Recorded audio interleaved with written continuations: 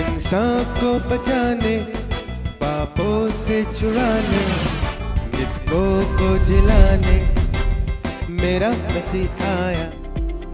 Hindi church online की इस आराधना सभा में मैं आपका दिल से स्वागत करता हूं।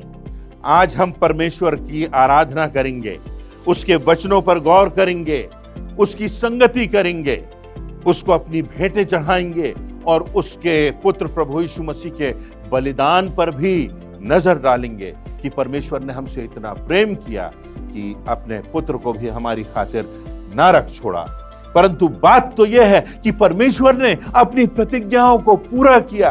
परमेश्वर की प्रतिज्ञाएं खरी हैं, परंतु क्या प्रतिज्ञाएं जो हमने परमेश्वर से की हैं कि हम तेरे वचन पर चलेंगे, हम प्रभु यीशु मसीह की समानता में आगे बढ़ेंगे, क्या हमारी प्रतिबद्धता उसके प्रति बनी हुई है? उम्र के साथ साथ, समय के बढ़ने के साथ साथ क्या हमारा प्रेम, हमारा समर्पण बढ़ा है या हमारे साथ ऐसा नहीं हुआ है? आज परमेश्वर अपने वचन से हमको सिखाएगा, हमको चिताएगा, हमको उठाएगा और हमारी जिंदगियों को प्रेरणा से भर देगा। आइए हम आराधना में आगे बढ़ते हैं। आप सभी को जय मसीह की आज के इस हिंदी चर्च ऑनलाइन में मैं आप सभी का स्वागत करती हूँ। आइए हम अपने मध्य में परमेश्वर पिता की उपस्थिति को मांगेंगे ताकि संपूर्ण आराधना में परमेश्वर की अनुग्रह, सामर्थ और दया बनी रहे। आइए हम प्रार्थना करें। धन्यवाद धन्यवाद धन्यवाद सेनाओं के यहोवा, सर्वशक्तिमान दयालु अनुग्रहकारी खुदावन परमेश्वर पिता, बड़ी ही नम्रता और दीनता से प्रभु जी हम आपके चरणों के निकट में आते हैं। धन्यवाद करते हैं प्रभु जी आपकी सारी आशीषों के लिए, आपके अनुग्रह के लिए, आपके प्रेम के लिए जो हर पल हर क्षण हम सबों के संग और साथ रहता है। प्रभु आपका हृदय से धन्यवाद करते हैं पिता परमेश्वर। प्रभु जी आपसे विशेष दया और सामर्थ पिता परमेश्वर अपनी संपूर्ण आराधना में चाहते हैं पिता परमेश्वर, ताकि पवित्र आत्मा की उपस्थिति और सामर्थ और अगुवाई प्रभु जी हमारे इस पूरे संपूर्ण आराधना पर बनी रहे पिता परमेश्वर, ताकि पिता परमेश्वर इस हिंदी ऑनलाइन चर्च के माध्यम से मेरे पिता परमेश्वर हर एक के जीवन आशीषित होने पाए और आपका वचन दुनिया के कोने कोने में पिता परमेश्वर पहुंचने वाला हो सके। पिता ऐसी आपसे प्रार्थना करते हैं, दया कीजिए पिता। सारी बातों में पिता परमेश्वर आपको आदर, महिमा, इज्जत देते हुए इस विनती को प्रभु यीशु मसीह के नाम से मांगती हूँ, आमीन। हे सारी पृथ्वी के लोगों, यहोवा का जय जयकार करो, आनंद से यहोवा की आराधना करो, जय जयकार के साथ उसके सम्मुख आओ। निश्चय जानो कि यहोवा ही परमेश्वर है, उसी ने हमको बनाया और हम उसी के हैं। हम उसकी प्रजा और उसकी चराई की भेड़ें हैं। उसके फाटकों से धन्यवाद और उसके आंगनों में स्तुति करते हुए प्रवेश करो। उसका धन्यवाद करो और उसके नाम को धन्य कहो। आइए हम परमेश्वर की स्तुति, आराधना, महिमा में बड़ी उत्साह के साथ तालियों को बजाते हुए, हाथों को उठाते हुए कुछ कोरसेस और गीत को गा लेंगे।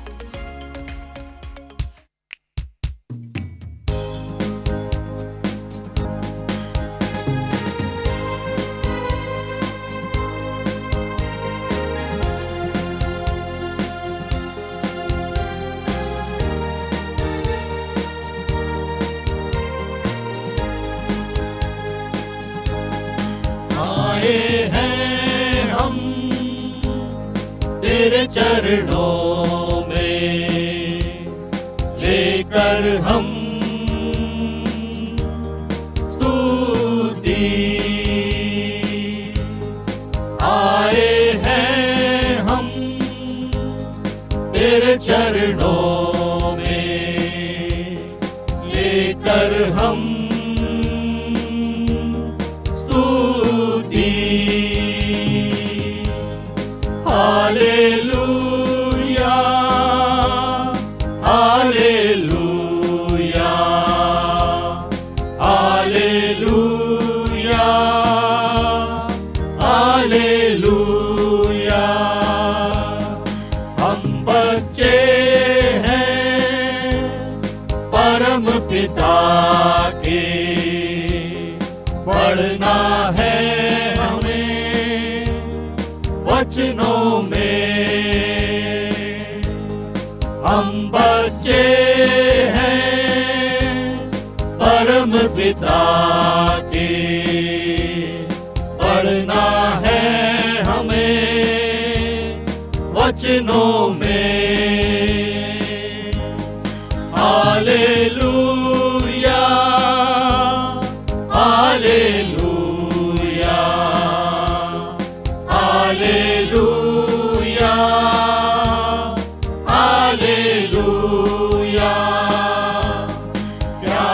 मसीहा आशीष दे हमें, आत्मा से तू भर दे हमें। प्यारे मसीहा आशीष दे हमें, आत्मा से तू भर दे हमें। Hallelujah hallelujah hallelujah hallelujah. मिलती है हमें तुझसे रंगाइयाँ, देता तू हमें पापों से मुक्ति। मिलती है हमें तुझसे चंगाइयाँ, देता तू हमें पापों से मुक्ति। Hallelujah hallelujah hallelujah hallelujah.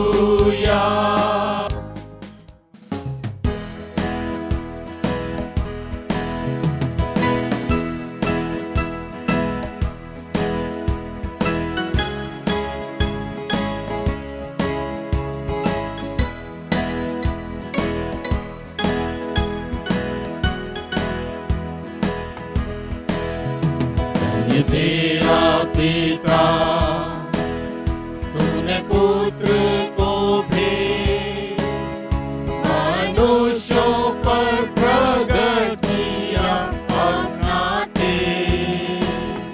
Hallelujah धन्य तेरा, हालेलुया आमीन। हालेलुया स्तुति गाए वे हमको जिला। तेरा मसीह तूने लिया अवतार और क्रूस पर प्राण दे मेरा किया उद्धार। हालेलुया धन्य तेरा, हालेलुया आमीन। हालेलुया स्तुति गाए वे हमको जिला, हमको जिला अपना प्रेम में भर और हर एक के मन को उत्साहित तू कर। हालेलुया धन्य तेरा, हालेलुया आमीन। हालेलुया स्तुति गाए वे हमको जिला। मसीही जीवन में प्रतिबद्धता की बात, कमिटमेंट की बात बहुत अनिवार्य होती है। जब हम मसीही जीवन की बात करते हैं तो हम परमेश्वर के द्वारा निर्धारित सीमाओं में अपनी जिंदगी जीने की बात करते हैं। इन सीमाओं के बाहर हम जाते हैं तो संसार से समझौता कर लेते हैं और विनाश के मार्ग पर चले जाते हैं। इसलिए जिंदगी में कुछ प्रतिबद्धता, कुछ सीमा हमारे सामने होना आवश्यक है, जिसके भीतर हम जीवन यापन करें, जिसके भीतर रह करके हम आनंद करें, परिपूर्णता का जीवन जिएं, एक गवाही हमारी जिंदगियों से हो सके। ये सीमाएं परमेश्वर के वचन में निर्धारित हैं। ये सीमाएं प्रभु यीशु मसीह की जिंदगी में निर्धारित दिखाई दी और उन्होंने अपना उदाहरण रखकर हमारे लिए किस प्रकार से हम मसीही जीवन को परमेश्वर के द्वारा निर्धारित दायरों में जी सकते हैं, एक उदाहरण प्रस्तुत किया। तो आइए जो मुद्दे की बात है उस पर हम आ जाते हैं, जो प्रतिबद्धता से जुड़ी हुई है, जो प्रतिज्ञाओं से जुड़ी हुई है, और वो ये कि हम अपनी इस संसार में जो दौड़ है हमारी, इस संसार में जो हमारी यात्रा है उसको हम विश्वास योग्यता से पूरा करें। यदि अंत भला तो सब भला, ये बात सब जगह कही जाती है। कितनी बार हम खेलों को देखते हैं, खेल प्रारंभ होते हैं और हमारी भारत की टीम की शुरुआत ऐसा लगता है जिसको कहते हैं लड़खड़ाती हुई पारी से प्रारंभ हो रही है, परंतु बात प्रारंभ की तो उतनी प्रमुख नहीं है, बात यह है कि अंत कैसा हुआ। अंत में अगर जीत हो जाती है तो प्रारंभ की लड़खड़ाती हुई पारी का कोई अर्थ नहीं रहता। धीरे धीरे हमने दौड़ना प्रारंभ किया, अपनी जिंदगी में सही रास्ते पर हम दौड़े। जैसे ओलंपिक का कोई खिलाड़ी है जो दौड़ में भाग ले रहा है और पहले राउंड में वो थोड़ा धीरे दौड़ रहा है, दूसरे राउंड में उसकी गति तेज होती है और फिर जब अंतिम राउंड आता है तो हम पाते हैं कि वो स्वर्ण पदक जीत जाता है।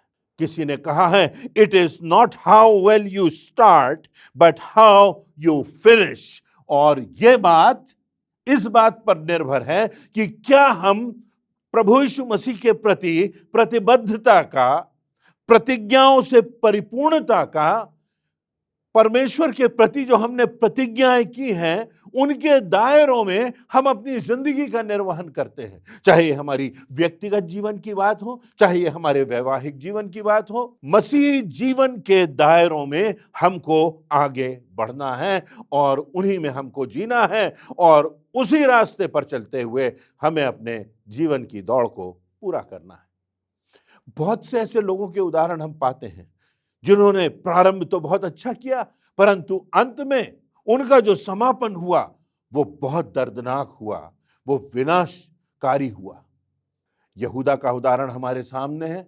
हम देखते हैं कि यहूदा की शुरुआत तो बहुत अच्छी हुई, प्रभु यीशु मसीह का शिष्य बन गया, उसमें योग्यताएं थी, धन की थैली उसके पास होती थी, धन को कैसे नियोजित करना है, व्यवस्थित करना है, उसको इस बात का ज्ञान था। और प्रभु यीशु मसीह ने उसकी अयोग्यताओं को, उसकी कमियों को देखते हुए नहीं, परंतु उसकी योग्यता को और उसके समर्पण को देखते हुए उसको शिष्य बनाया था। यहूदा नाम का अर्थ होता है परमेश्वर की महिमा हो। निश्चित वह ऐसे परिवार से आया होगा जहां उसके माता पिता ने नाम रखा होगा यहूदा कि इसकी जिंदगी से परमेश्वर की महिमा हो। पर हम जानते हैं अंतिम समय में वो 30 चांदी के सिक्के एक तरफ होते हैं और वो समझौता कर लेता है, वो बिक जाता है और तब प्रभु यीशु मसीह का कथन आता है कि भला होता ऐसे मनुष्य का जन्म ही ना होता। और हम जानते हैं कि किस प्रकार वो अपने जिंदगी को समाप्त कर लेता है। लूसीफर के विषय में बड़ी स्पष्ट सी बात है, वो तो स्वर्ग का दूत हुआ करता था, वो तो परमेश्वर की महिमा करता था, उसका तो स्वर्ग में विशिष्ट स्थान था, परंतु जब वो घमंड से भर जाता है तब क्या होता है, वो परमेश्वर की बराबरी करने लगता है।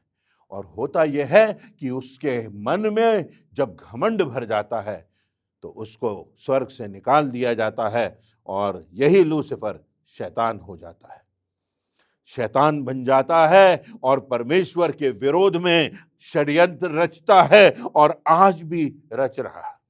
सुलेमान का उदाहरण हम देखते हैं। दाऊद और बत्शेबा से वो जन्मा था और सुलेमान शब्द का अर्थ होता है यहोवा का प्रिय। और सुलेमान ने बहुत महान काम किए, उसने जो कुछ कहा, उसने जो कुछ लिखा, वो जैसा जीवन जिया, परंतु जैसे जैसे उम्र बढ़ती गई उसकी जिंदगी में अच्छाइयां कम होती गई, परमेश्वर के प्रति उसका जो समर्पण था वो कम होता गया। कि जब उम्र बढ़ती है तो परमेश्वर के प्रति समर्पण घटता जाता है। होना यह चाहिए कि उम्र के साथ साथ हम परिपक्व हो जाएं, परमेश्वर की निकटता में हम चलें, प्रभु यीशु मसीह के समान हम अपने स्वभाव को बनाएं, जैसा मसीह यीशु का स्वभाव वैसा ही हमारा भी हो। परंतु हुआ नहीं ऐसा। पहला राजा उसके 11वें अध्याय की 4 से 6 आयतों में यदि हम देखें तो यहां पर पाते हैं कि लिखा हुआ है, सो जब सुलेमान बूढ़ा हुआ तब उसकी स्त्रियों ने उसका मन पराये देवताओं की ओर बहका दिया और उसका मन अपने पिता दाऊद की नाई अपने परमेश्वर यहोवा पर पूरी रीति से ना लगा रहा।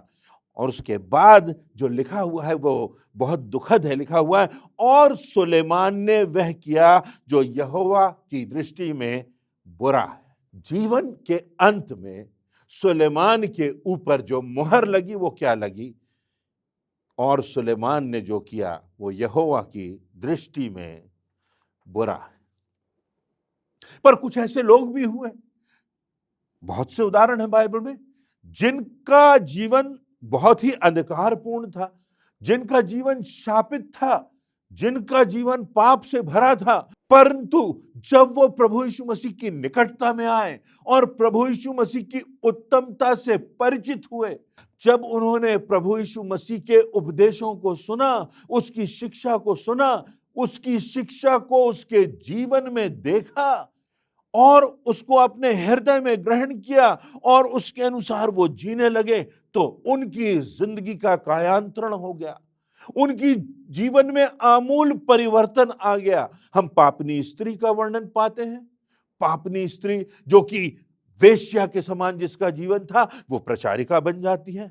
हमारे सामने उदाहरण है, वो व्यक्ति जो झोले का मारा हुआ था, जो पैरालाइज था, जो अपने आप कुछ नहीं कर सकता था, उसको शारीरिक चंगाई मिलती है और उसके साथ साथ उसको आत्मिक चंगाई मिलती है। प्रभु यीशु मसीह के पास लाया जाता है और तब प्रभु यीशु मसीह कहते हैं, हे पुत्र, तेरे पाप क्षमा हुए। ना सिर्फ तू अब उठ जा, चल फिर, परंतु तेरे पाप क्षमा हुए और उसको परिपूर्णता का जीवन मिल जाता है। कोढ़ से भरा हुआ मनुष्य जब धन्यवाद देने प्रभु यीशु मसीह के पास आता है, तो प्रभु यीशु मसीह उसे देखकर प्रसन्न होते हैं, उसको आशीष देते हैं परिपूर्णता के जीवन की, क्योंकि उसके जीवन में एक प्रतिबद्धता थी। वो प्रभु यीशु मसीह के प्रति धन्यवाद से भरा हुआ था और उसको इस बात का एहसास था कि उसको प्रभु के पास लौटना है, उसको प्रभु को धन्यवाद देना है, उसको अपनी गवाही प्रभु के सामने रखना है कि प्रभु तेरे स्पर्श ने कितना महान कार्य किया। जक्कई जो कि महसूल लेने वाला था, जो भ्रष्टाचारी अधिकारी था, जब प्रभु यीशु मसीह के संपर्क में आता है, उसकी शिक्षाओं को सुनता है, उसके जीवन को देखता है, प्रभु यीशु मसीह उसके घर जाता है और तब जक्कई बदल जाता है, उसका दिल बदल जाता है और तब प्रभु यीशु मसीह कहते हैं, आज इस घर में उद्धार आया है। वो डाकू जिसने जीवन भर घृणित कार्य किए होंगे, ना जाने कौन कौन से अपराध किए होंगे, उसको मृत्यु दंड मिला, परंतु अंतिम सांसों में उसने प्रभु यीशु मसीह को पहचान लिया कि इसका राज्य इसकी मृत्यु के बाद आएगा। चेले तो छोड़कर भाग गए, उन्होंने सोचा बात खत्म हो गई, अध्याय समाप्त हो गया, परंतु डाकू जानता था कि इस प्रभु यीशु मसीह का राज्य इसकी मृत्यु के बाद आएगा, ये मृत्यु उसको रोक नहीं सकती। और तब वो प्रभु से कहता है, हे प्रभु, जब तू अपने राज्य में आए तो मेरी सुधि लेना। और तब प्रभु यीशु मसीह उससे वायदा करते हैं कि तू आज ही मेरे साथ स्वर्ग लोक में होगा। जिंदगी के अंतिम समय में भी जो प्रभु यीशु मसीह की निकटता में आए, तो उन्होंने प्रतिज्ञा की, प्रभु यीशु मसीह को पहचाना और उसके पीछे चलने की प्रतिबद्धता, अपने जीवन का समय जो भी बाकी था वो प्रभु यीशु मसीह की शिक्षाओं के अनुरूप जिया। बहुत से और उदाहरण हम देखते हैं। उत्पत्ति की पुस्तक उसके 5वें अध्याय की 21वीं आयत के आगे हम हनोक के विषय में पाते हैं। हनोक की उम्र 365 वर्ष की हुई और लिखा है कि वो परमेश्वर के साथ साथ चलता रहा। जब वो 365 वर्ष का हुआ तब लिखा हुआ है कि वह लोप हो गया। परमेश्वर के साथ चलता रहा और वह लोप हो गया, परमेश्वर ने उसे उठा लिया। बड़ा प्रमुख शब्द है, परमेश्वर ने उसे उठा लिया। हनोक का प्रतिबद्धता का जीवन कि मैं परमेश्वर के साथ साथ चलूंगा। किसी टीकाकार ने बहुत खूबसूरती से लिखा है, परमेश्वर और हनोक साथ साथ चलते रहे। दिन गुजरे, माह बीते, वर्ष निकल गए, शताब्दियां आईं, हनोक चलता रहा, परमेश्वर के साथ चलता रहा। 300 वर्षों तक चलता रहा। उसके बाद परमेश्वर ने हनोक से कहा, हनोक, तेरा घर तो बहुत पीछे छूट गया, अब मेरे घर चल, तू थक गया है, मैं तुझे उठा लेता हूं। और तब हनोक को परमेश्वर ने उठा लिया। मूसा के विषय में वर्णन है, व्यवस्था विवरण उसका 34वां अध्याय उसकी 5वीं से 7वीं आयतों में लिखा हुआ है कि तब यहोवा के कहने के अनुसार उसका दास मूसा वहीं मोआब देश में मर गया और उसने उसे मोआब देश के बेतपोर के सामने एक तराई में मिट्टी दी। और आज के दिन तक कोई नहीं जानता कि उसकी कब्र कहाँ है। मूसा अपनी मृत्यु के समय 120 वर्ष का था, परंतु ना तो उसकी आंखें धुंधली पड़ी और ना उसका पौरुष घटा। कितने आदर की बात है कि परमेश्वर ने स्वयं मूसा को मिट्टी दी। क्यों? क्योंकि मूसा ने परमेश्वर की आज्ञाओं को माना। मूसा परमेश्वर के प्रति प्रतिबद्ध था। उसने जो परमेश्वर से प्रतिज्ञा की उसका निर्वहन उसने किया। उसी प्रकार हम पौलुस के जीवन के विषय में पाते हैं। नए नियम में यदि हम देखें तो बहुत सी आयतें हमको मिलती हैं कि किस प्रकार पौलुस का जीवन था, किस प्रकार उसको प्रताड़ित किया गया जब उसने प्रभु यीशु मसीह का दर्शन पाया, जब उसने अपना जीवन प्रभु यीशु मसीह को समर्पित कर दिया, जब वो प्रभु यीशु मसीह के प्रति प्रतिबद्ध हो गया तो उसके जीवन में सताव आया, उसको कोड़े लगाए गए, उसको मारा गया, उस पर पथरवाह किया गया, उसकी नावें टूट गई, वो समुद्र में पड़ा रहा, वो जंगली जानवरों के जोखिमों में वो चलता रहा, भटकता रहा, गांव गांव शहर शहर प्रचार करता रहा, प्रभु यीशु मसीह की गाथा गाता रहा। और प्रभु यीशु मसीह की राह से वो नहीं डगमगाया। उसके जीवन में उसने प्रतिज्ञा की थी। और इसीलिए दूसरा कुरिन्थियों उसके 4 अध्याय उसके 18वीं आयत में पौलुस लिखता है, और हम तो देखी हुई वस्तुओं को नहीं परंतु अनदेखी वस्तुओं को देखते रहते हैं, क्योंकि देखी हुई वस्तुएं थोड़े दिन की हैं परंतु अनदेखी वस्तुएं सदा बनी रहती हैं। हमारी प्रतिबद्धता है कि हम अपनी आंखें उन अनदेखी वस्तुओं की ओर लगाएंगे, क्योंकि हम जानते हैं कि इस पृथ्वी पर का डेरा सरीखा घर गिराया जाएगा और तब हमको परमेश्वर की ओर से स्वर्ग में एक ऐसा भवन मिलेगा जो हाथों से बना हुआ घर नहीं परंतु चिरस्थायी है। उसे मालूम था कि इस प्रतिबद्धता के मार्ग पर चलते हुए, अनदेखी वस्तुओं को देखते हुए, परमेश्वर के प्रेम को देखते हुए, प्रभु यीशु मसीह से प्राप्त उद्धार को देखते हुए, आत्मा के मोक्ष को देखते हुए, कठिनाइयों को सहते हुए वो जानता था कि इस संसार का जीवन थोड़ा है। हम तो इस संसार से चले जाएंगे परंतु हमको वो घर मिलेगा जो हाथों से बनाया हुआ घर नहीं है परंतु परमेश्वर के द्वारा तैयार किया हुआ भवन है जो उसने अपने प्रेम करने वालों के लिए बनाया है। जनरल डगलस मैकार्थर जो कि यूएसए के सेना के नायक थे, अपने 75वें जन्म दिवस पर कहते हैं कि तुम्हारी उम्र तुम्हें बूढ़ा नहीं बनाती, तुम्हारी सोच तुम्हें बूढ़ा बनाती है। हार मान लेना तुम्हें बूढ़ा बनाती है। प्रतिबद्धता की राह से दूसरी तरफ चले जाना तुम्हें बूढ़ा बनाती है। परिस्थितियों को हावी होने देना तुम्हें बूढ़ा बनाता है। निराशाओं को, नकारात्मकता को मन में बसा लेना तुम्हें बूढ़ा बनाता है। निराशा की मानसिकता तुम्हें बूढ़ा बनाती है। नकारात्मकता की सोच तुम्हें बूढ़ा बनाती है। किन बातों की प्रतिज्ञा करना है, बहुत संक्षिप्त में हम देखेंगे।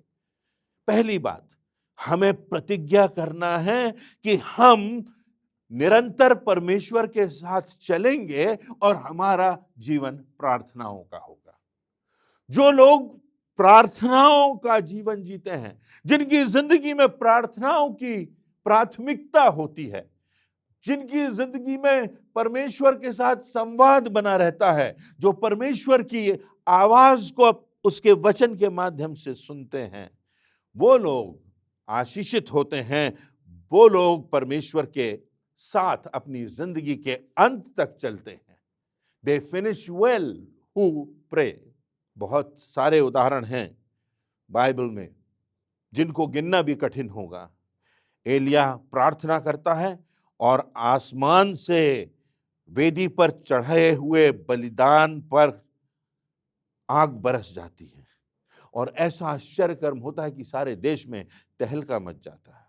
इफिसियों की पुस्तक उसके 6वें अध्याय की 18वीं आयत में लिखा है, और हर समय हर प्रकार से आत्मा में प्रार्थना और विनती करते रहो और इसलिए जागते रहो और सब पवित्र लोगों के लिए निरंतर प्रार्थना किया करो। बाइबल में अद्भुत प्रार्थनाओं का वर्णन है। इब्राहिम की प्रार्थना का, एलिया की प्रार्थना का, योना प्रार्थना करता है मगरमच्छ के पेट में, मूसा की प्रार्थना का, यहोशू की प्रार्थना का जहां पर सूर्य ठहर जाता है, समय थम जाता है, दाऊद की प्रार्थना का जहां गोलियात धाराशायी हो जाता है, यीशु की प्रार्थनाओं का जहां मृतक जीवित हो जाते हैं। प्रार्थना का जीवन, क्या हमारी प्रतिबद्धता है कि हम अपने दिन को प्रारंभ प्रार्थना से करेंगे? क्या हमारी इस बात पर निश्चितता है कि प्रार्थना की शक्ति वास्तव में परमेश्वर की शक्ति है? क्या हम इस बात को जानते हैं कि जहां संवाद नहीं होता वहां संबंधों का अंत हो जाता है और इस प्रार्थना के द्वारा हमारा संवाद बना रहना चाहिए? जो प्रार्थना करते हैं, जो प्रार्थना के प्रति प्रतिबद्ध हैं, वो विजय का जीवन जीते हैं। दूसरी बात हम देखते हैं, साहस, करेज से भरा हुआ जीवन। हमारी प्रतिबद्धता है, प्रतिज्ञा है कि हम परमेश्वर की राह से लौटेंगे नहीं। जिस युवा ने यह गीत लिखा, यीशु के पीछे मैं चलने लगा, ना लौटूंगा ना लौटूंगा, क्या आप जानते हैं कि नॉर्थ ईस्ट इंडिया में यह गीत लिखा गया और जो वहां की ट्राइब है, वहां पर एक व्यक्ति, एक परिवार जिसने प्रभु यीशु मसीह को स्वीकार किया था, उसके प्रमुख ने इस गीत को लिखा और इस गीत के लिखने के बाद उसके परिवार की हत्या कर दी गई। यीशु के पीछे मैं चलने लगा, ना लौटूंगा ना लौटूंगा, संसार को छोड़ के सलीब को लेके ना लौटूंगा ना लौटूंगा, अगर कोई मेरे साथ ना जाए ना लौटूंगा ना लौटूंगा। बहुत आश्चर्यजनक घटना हुई इस बात से, क्योंकि उस व्यक्ति में साहस था और उसके साहस के कारण उस ट्राइब का जो प्रमुख था, जो ट्राइबल चीफ था, और जितने अगुए थे, उन सब ने प्रभु यीशु मसीह पर विश्वास किया। जब देखा कि मृत्यु के अंत तक, कत्ल कर दिए जाने तक ये विश्वास योग्य बने हुए हैं, ये साहसी बने हुए हैं, इनमें तो मौत का भय है ही नहीं। ये जो साहस प्रभु यीशु मसीह में हमको प्राप्त है कि तुम हमारे शरीर को तो घात कर सकते हो, परंतु आत्मा की हानि होगी नहीं, क्योंकि हमारी आत्मा प्रभु यीशु मसीह में सुरक्षित है। इसलिए आवश्यकता इस बात की है कि हम उस साहस में बने रहें, उस साहस के प्रति हमारी प्रतिबद्धता हो। दाऊद सारे पलिश्तियों के सामने अकेला खड़ा रहा। एलिया 450 बाल देवता के जो पुजारी थे उनके सामने अकेला खड़ा रहा और विजयी हुआ। दानियेल, हम जानते हैं, नबूकदनेस्सर की प्रजा के सामने, लाखों लोगों के सामने अकेला रहा, और तब हुआ यह कि दानियेल की गवाही के द्वारा सारे देश में परमेश्वर का नाम ऊंचा उठाया गया। एस्तर राजा क्षयर्स के सामने अकेली खड़ी होती है और एस्तर के 4 अध्याय की 16वीं आयत में वो कहती है, मैं नियम के विरुद्ध राजा के पास भीतर जाऊंगी और यदि नाश हो गई तो हो गई। If I perish I perish, that is commitment. ये प्रतिबद्धता है, ये प्रतिज्ञा है। मूसा फिरौन के सामने जाता है और कहता है, मेरे लोगों को जाने दे, लेट माय पीपल गो, उस करेज के साथ, क्योंकि परमेश्वर उसके साथ है। क्या हम में साहस है आज संसार की चुनौतियों का सामना करने के लिए? आज जो एडिक्शन की बात है, जो नशे की बात है, जो अश्लील साहित्य की बात है, जो गंदगी से भरी हुई मूवीज की बात है, जो इंटरनेट पर जो गंदगी पाई जाती है, जो माता पिता के अनादर की बात है, जो नायक है, जो अच्छा है, उसका मजाक उड़ाने की बात है, ऐसे टीवी सीरियल चलते हैं। समझौता करने की बात है, जिसको जैसा उचित लगे वो वैसा कर ले। समलैंगिक विवाहों को स्वीकृति देने की बात है, जो परमेश्वर की आदेश का, उसके नियम की खिलाफत की बात। अबॉर्शन की बात है, जो कि हत्या के बराबर गंभीर पाप परमेश्वर के वचन में बताया गया है। टोने टोटके में हम लगे हुए हैं, कहीं काला टीका लगा रहे हैं, कहीं थोड़े से समझौते के लिए घूस ले रहे हैं, अपने लाभ के लिए झूठ बोल रहे हैं। ये सारी बातें आज संसार में है। क्या हमारी प्रतिबद्धता हमारे जीवते परमेश्वर के प्रति है? क्या हमारा विश्वास उसकी प्रतिज्ञाओं पर है, उसकी सामर्थ पर है, उसके वचन पर है, उसकी निश्चितता पर है, इस बात पर है कि जब परमेश्वर हमारे साथ है तो हमारा विरोधी हमारा कुछ नहीं बिगाड़ सकते? वो साहस होना चाहिए। एक और बात वो ये, हमें निरंतर अनंत की ओर देखते रहना है। पौलुस कहता है कि हम तो अनदेखी बातों को देखते रहते हैं, हमको उस बड़े चित्र की ओर देखना है। यदि हमको अपनी जिंदगी की दौड़ को विश्वास योग्यता से पूरा करना है तो हमारी प्रतिबद्धता होना चाहिए कि हर दिन, हर समय में, हर निर्णय में, परिवार के हर कदम में हम उस बड़े अनंत के चित्र को देखते हुए आगे बढ़ते जाएंगे। क्या वो प्रतिबद्धता हमारी जिंदगी में है कि नहीं? पौलुस अपने जीवन के अंतिम समय में, जब वो कैद में है, जब वो बुढ़ापे में है, जब वो पीड़ाओं में है, वो फिलिपियों के पत्र उसके 3 अध्याय की 13वीं-14वीं आयत में लिखता है कि केवल मैं यह काम करता हूं कि जो बातें पीछे रह गई हैं उन्हें भूलकर निशाने की ओर दौड़ा चला जाता हूं कि वह इनाम पाऊं जिसके लिए परमेश्वर ने मुझे मसीह यीशु में ऊपर बुलाया है।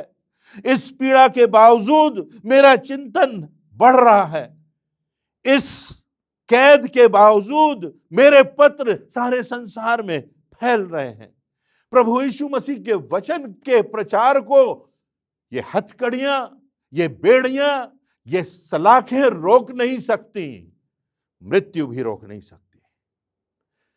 रोमियो 8 उसकी 38वीं और 39वीं आयत, क्योंकि मैं निश्चय जानता हूं कि न मृत्यु, न जीवन, न स्वर्गदूत, न प्रधानताएं, न वर्तमान, न भविष्य, न सामर्थ, न ऊंचाई, न गहराई, न कोई और सृष्टि हमें परमेश्वर के प्रेम से जो हमारे प्रभु यीशु मसीह में है अलग कर सकेगी। दुनिया की कोई और ताकत हमको अलग नहीं कर सकती यदि हमारी प्रतिबद्धता इस प्रभु यीशु मसीह के प्रति है और उसके मार्ग पर हम बढ़ते जा रहे हैं। प्रकाशित वाक्य के 2 अध्याय की 4थी आयत में प्रभु यीशु मसीह कहते हैं इफिसुस की कलीसिया से, पर मुझे तेरे विरुद्ध यह कहना है कि तूने अपना पहला सा प्रेम छोड़ दिया। कहीं हमारे साथ ऐसा तो नहीं? आज हम इस बात की जांच करें कि हमारा प्रेम प्रभु यीशु मसीह के प्रति बढ़ता जाता है, हमारी प्रतिबद्धता परमेश्वर के वचन के प्रति बढ़ती जाती है। कोई प्रेम करने की शिक्षा तो दे सकता है, कोई प्रार्थना करने की शिक्षा तो दे सकता है, कोई विश्वास में आगे बढ़ने की शिक्षा तो दे सकता है, कोई परमेश्वर के वचनों पर आगे बढ़कर विजयी जीवन में जाने की शिक्षा तो दे सकता है, पर मेरे लिए, आपके लिए कोई निर्णय नहीं कर सकता। यह निर्णय हमको करना है, यह हमारा निर्णय होना चाहिए। और इसीलिए प्रकाशित वाक्य के 2 अध्याय उसकी 10वीं आयत में लिखा है, प्राण देने तक विश्वासी रह तो मैं तुझे जीवन का मुकुट दूंगा।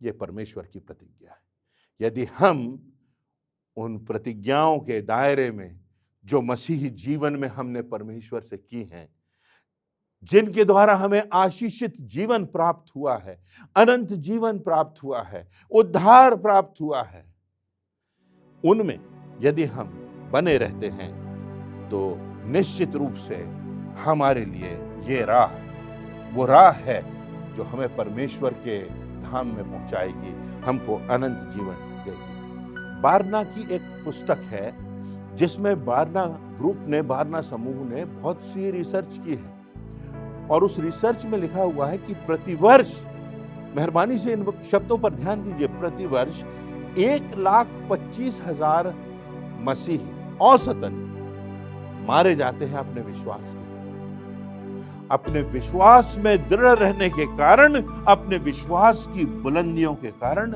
अपनी प्रतिज्ञाओं का निर्वहन के कारण 1,25,000 मसीहियों का कत्ल प्रतिवर्ष कर दिया जाता है।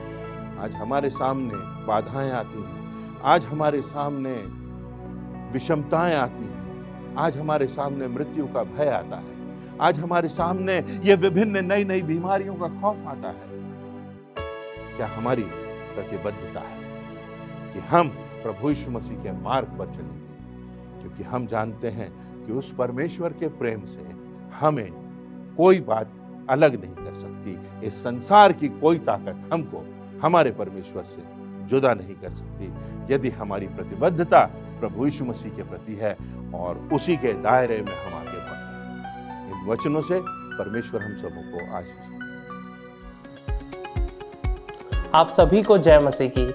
आज के इस प्रेरणादायक और आशीषित वचन के लिए हम परमेश्वर पिता को धन्यवाद देते हैं और साथ ही प्रभु के दास को धन्यवाद देते हैं जिनके माध्यम से हमें ये सामर्थी वचन प्राप्त हुआ। अब हम आराधना के केंद्रीय भाग में पहुंच चुके हैं। हम प्रभु यीशु मसीह के उस महान बलिदान को स्मरण करेंगे और जब प्रभु की मेज तैयार की जाती है तो आइए हम अपने मनों को तैयार करें इस गीत के द्वारा।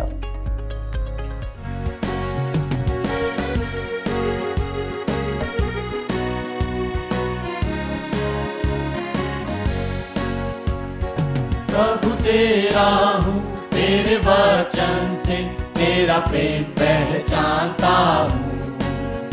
मेरी कामना है कि विश्वास से मैं जाके तेरे पास रहूं। रख तू मुझको है मसीह अपने क्रूस के सोते पार। रख तू मुझको है मसीह अपने घायल पंजर पार। आत्मा भेज कर शुद्ध सेवा योग बना, मुझको सेवा में लगा। मेरा मन कसते मेरी इच्छा को अपनी इच्छा से मिला। रख तू मुझको है मसीह अपने क्रूस के सोते पार। रख तू मुझको है मसीह अपने घायल पंजर पार। प्रभु भोज आराधना का एक प्रमुख भाग है और ये प्रमुख भाग इसलिए है क्योंकि प्रभु यीशु मसीह ने अपने पकड़वाए जाने से पूर्व इस विधि को अपने चेलों के साथ संपन्न किया। और लिखा हुआ है, प्रभु यीशु मसीह कहते हैं कि मेरी बड़ी लालसा थी कि मैं तुम्हारे साथ इस भोज को करूं। ये प्रभु यीशु मसीह की हार्दिक इच्छा थी, उसके हृदय की अभिलाषा थी कि वो इस भोज में अपने चेलों के साथ सम्मिलित हो। और यही उसकी हार्दिक अभिलाषा आज भी है कि उसके पीछे चलने वाले उसके मृत्यु के इस प्रतीक में शामिल हों और उसकी मृत्यु को जो उसने हमारे पापों की खातिर सही, उसके उस बलिदान को वो स्मरण कर सकें जो उसने हमारे खातिर किया। इसी कारण पौलुस प्रेरित जब कुरिन्थियों की कलीसिया के नाम अपने पत्र को लिखता है तो वो उस पत्र में इस बात को लिखता है कि यह बात मुझे प्रभु से पहुंची और मैंने तुम तक भी पहुंचा दी कि जिस रात प्रभु यीशु मसीह पकड़वाया गया उसने रोटी ली और उसे तोड़ा और कहा, यह मेरी देह है जो तुम्हारे लिए है, मेरे स्मरण के लिए यही किया करो। इसी रीति से उसने ब्यारी के पीछे कटोरा भी लिया और कहा, ये मेरे लहू में नई वाचा है, जब कभी इसमें से पियो मेरे स्मरण के लिए यही किया करो। क्योंकि जब जब तुम इस रोटी में से खाते और इस कटोरे में से पीते हो, जब तक प्रभु ना आए उसके मृत्यु का प्रचार करते रहो। परमेश्वर को हम धन्यवाद देते हैं इस आमंत्रण के लिए, इस मेज के लिए। आइए हम इस मेज में सहभागी हों, हम प्रार्थना में जाएं। महिमा के सिंहासन पर विराजमान स्वर्गीय पिता परमेश्वर, हम धन्यवाद देते हैं आपके बेटे हमारे उद्धारकर्ता प्रभु यीशु मसीह के अद्भुत बलिदान के लिए, जो उसने क्रूस पर अपनी मृत्यु के द्वारा प्रकट किया कि हमारे पापों की क्षमा हमको मिले और पिता परमेश्वर हमें अनंत जीवन का उपहार मिलने वाला हो सके। पिता परमेश्वर, उसकी देह के प्रतीक, उसके रुधिर के प्रतीक के रूप में जब हम इस मेज़ में शामिल होते हैं, हम उसके बलिदान को स्मरण कर सकें, आपके प्रेम के लिए आपको धन्यवाद दे सकें और अपने जीवनों को परिवर्तित करते हुए आपकी इच्छा के अनुसार जीने के लिए आगे बढ़ने वाले हो सकें। ऐसी विनती प्रार्थना आपसे करते हैं और अपनी इस विनती को आपके प्यारे पुत्र, हमारे एकमात्र जीवित उद्धारकर्ता मुक्तिदाता प्रभु यीशु मसीह के नाम से मांगते हैं, आमीन। प्रभु की मेज़ तैयार है। आइए हम अपने विश्वास के अनुसार इस मेज़ में शामिल हों और प्रभु यीशु मसीह के मृत्यु का प्रचार अपने जीवनों के द्वारा करते रहें, उसके पुनरुत्थान को अपने जीवनों के द्वारा प्रकट करते रहें।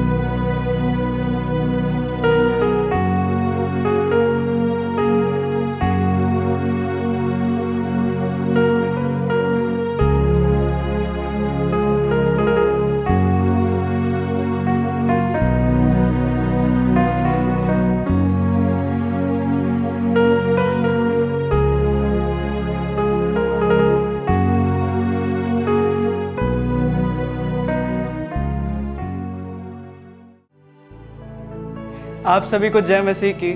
इस सुंदर आराधना के लिए हम परमेश्वर को धन्यवाद देते हैं। आइए हम सब परमेश्वर के आदर में अपने स्थानों पर खड़े हो जाएं और उससे प्रार्थना करेंगे। प्रार्थना के पश्चात हम एक कोरस गा लेंगे और अंतिम आशीष लेके हम इस आराधना को समाप्त करेंगे। आइए हम प्रार्थना करते हैं। पिता परमेश्वर, हम आपके पास आते हैं, आपको धन्यवाद देते हैं इस सुंदर दिन के लिए। आपको धन्यवाद देते हैं कि आपने अभी तक हम लोगों को संभाल के रखा, जीवितों की दुनिया में रखा। पिता, उन सारी चीज़ों के लिए आपका धन्यवाद। आज की जो आराधना है वो सफलता से हो सकी और आपकी उपस्थिति इस पूरी आराधना में बनी रही और हम लोग आपकी महिमा और आपका आदर इस पूरी आराधना में कर सके, उसके लिए आपका बहुत बहुत धन्यवाद। आज के सुंदर और प्रभावशाली वचन के लिए आपका धन्यवाद देते हैं, जिस वचन ने हमारे दिलों को छुआ है। हम जब इस आराधना से वापस जाएंगे अपनी ज़िंदगियों में, तब इस वचन को हम अपने साथ लेके जा सकें, ताकि हमें आपकी शोभा और आपकी छवि हमारे जीवनों में दिखाई दे, ताकि हमारे जीवनों से दूसरे लोगों के जीवन भी प्रभावित हो सकें। पिता परमेश्वर, आज की सारी आशीषों के लिए आपका हम धन्यवाद देते हैं और ख़ास करके इस सुंदर आराधना के लिए आपका धन्यवाद देते हैं। इस छोटी सी विनती को आपके प्यारे बेटे और हमारे उद्धारकर्ता प्रभु यीशु मसीह के नाम में मांगते हैं, आमीन। पवित्र आत्मा, पवित्र आत्मा, मुझे ले चल मसीह के चरणों में। पवित्र आत्मा। आइए हम आशीष वचन ग्रहण करेंगे। अब जो तुम्हें महिमा के सिंहासन के सामने निर्दोष और निष्कलंक करके खड़ा कर सकता है, उस अद्वैत पिता परमेश्वर का प्रेम, प्रभु यीशु मसीह का अनुग्रह और पवित्र आत्मा की सहभागिता हम सब विश्वासियों पर अब से लेकर सदा बनी रहे, आमीन।